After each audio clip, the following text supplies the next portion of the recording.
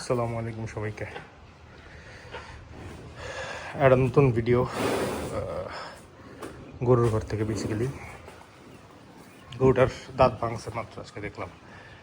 এটা আমাদের এই যে একটা দাঁত ভেঙে উঠতেছে, আরটা এখনও পরে নেই। তো এইটা আপনারা জানেন, এটাও আমাদের আগের বারের কেনা গরু।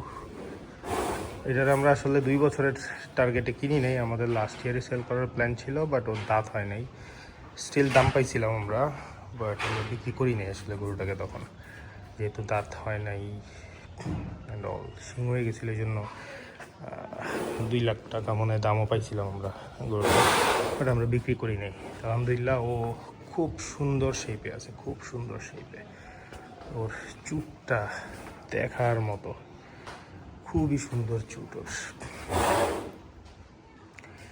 তো আপাতত ওর খাওয়া দাওয়া অ্যান্ড এভরিথিং সব কিছু ঠিকঠাক আছে। অ্যান্ড আমার কাছে মনে হচ্ছে প্রপার ওয়েটও গেইন করতেছে। ওর সামনের গর্দান টর্দানগুলো, সামনের রান টানগুলো মাসাল্লাহ ভরা শুরু হয়েছে অলরেডি। তো ও মাসাল্লাহ রুচি টুচি সব কিছুই ওর প্রপার পারফেক্ট আছে। দেখেন ওর ভিতর থেকে আসলে অন্ধকার দেখাতে, বাইরে আসলাম ওর একটু দেখানোর জন্য আপনাদেরকে। তো ইনশাল্লাহ 27-এর জন্য রেডি হচ্ছে। বিশাল লেন্থ তোর এখান থেকে এখানে। ও এই জায়গাটা ওর চুটিটা বড় হওয়ার কারণে এই জায়গাটা মনে হয় যেটা নৌকার মতো সেই পার্ট। আসলে চুটিটার জন্য ওর এই জায়গাটা এমন লাগে। ওর কালার, ওর লুকস, ওর স্ট্যান্ডিং সব কিছু আলহামদুলিল্লাহ খুব সুন্দর। ওর সবচেয়ে পছন্দ হচ্ছে আমার চুটিটা। চুটিটার জন্য ওই গরুটা অনেক বেশি অ্যাট্রাকটিভ। আমাদের খামারে হচ্ছে বড় চুটি, বা আমি এখন হচ্ছে বড় চুটির গরু আসলে পাই নাই। ওরও চুটি বড়, বাট কম্পারেটিভলি ওর থেকে কম।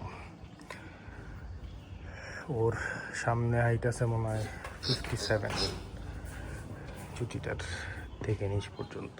তো এগুলা তো কোরবানি আস্তে আস্তে 60 পার হবে, 60-এর উপরে যাবে, বাট ও হেভি ওয়েট হবে ইনশাল্লাহ। মাশাআল্লাহ ও যেভাবে গেইন করতেছে এখন, ও অনেক হেভি ওয়েট কাউ হবে আমাদের। দেখা যায়, আমি যাই না ও আর কতটুক হাইট নিবে। মাত্র তো 2 দাঁত পড়লো, এই যে দাঁতটা উঠতেছে, আর একটা এখনো পরে নাই, 1 দাঁত পড়ছে বেসিক্যালি। সো দাঁত 2 দাঁত হওয়ার পরে গরুর আসলে প্রপারলি গ্রো করা শুরু করে, শরীরে মাংস লাগা শুরু করে। বাট আলহামদুলিল্লাহ আমরা ওর দাঁত হওয়ার আগেই ওর ভালো গ্রোথ পাইছি আমাদের কাছে। পাছা টাছাগুলোও ভরতেছে এখন।